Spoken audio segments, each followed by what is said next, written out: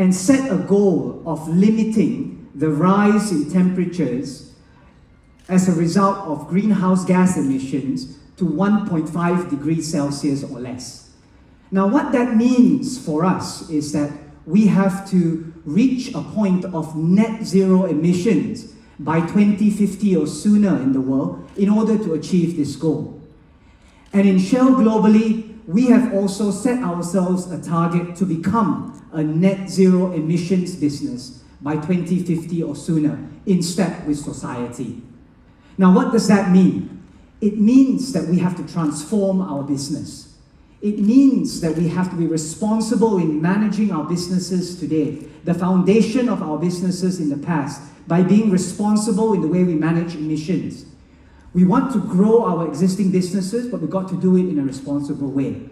But we are also wanting to create lower carbon energy solutions into the future. And what that means is that we are starting to invest in electric vehicles, we're starting to invest in renewable power generation, we're looking at biofuels. At the same time, looking to come up with products like the Shell Helix Power, which has a carbon neutral footprint. Now, when you look at our businesses today, we start to first ensure that our foundational businesses are the best it can be.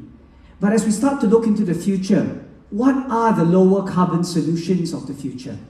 And here we look at, as I mentioned before, biofuels, we look at renewables, but there will be some form of carbon that cannot be reduced or avoided.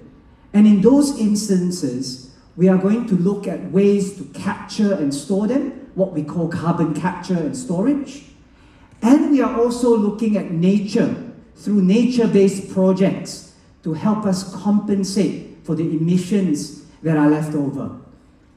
Now, I want to be very clear here. For Shell, for us, it's very clear. It needs to be about first avoiding and reducing our emissions in a responsible way before we start to look at compensation methods. However, with compensation, we talk about nature-based solutions. These are essentially projects that are dealing with forests, dealing with wetlands, dealing with grasslands, where we protect, we create new, as well as we ensure the longevity of these nature-based projects. Now, why is this important? Forests, grasslands, and wetlands can generate carbon credits for us because they can store these emissions in the innate way that they actually thrive. And through these carbon credits, we can compensate for the residual emissions that are left in the value chain. So if I were to share a bit more about what we are doing here in Malaysia in a responsible way. Today, we have set up a partnership with Porsche Asia Pacific, where we have set up the first cross-border electric vehicle charging in a high-performance way. So that means that your vehicles can be charged a lot quicker.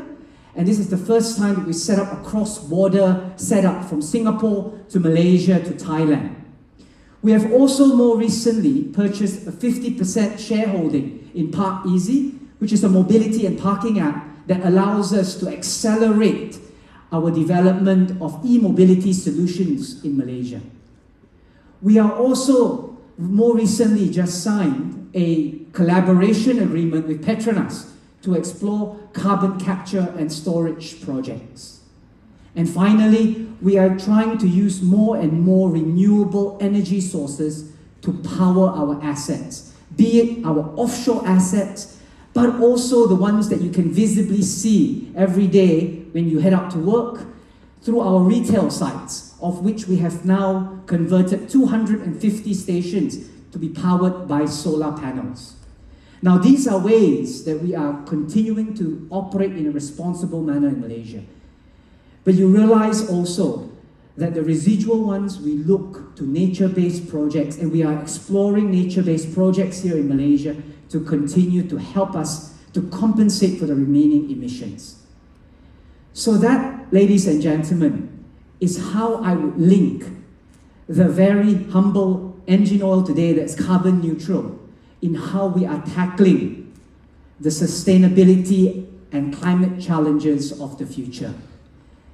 Now, when we look at this, and when you purchase a Shell Helix power product that's carbon neutral, I dare say that you are not only doing what's best for your engine in terms of efficiency and effectiveness, but you're also helping us to continue to invest in some of these nature-based projects where we look at ensuring that we protect the forests, we help to create new, but also create the biodiversity and help to power lives in communities that help us to protect those forests. And in doing so, helps us to compensate for the emissions so that we can work towards the goal of a net zero emissions economy of the future. So with that, ladies and gentlemen, thank you once again for joining us here this morning, and it's my great privilege to be part of this launch here today. Thank you, everyone. Thank you very much, Datuk Ivan, for the great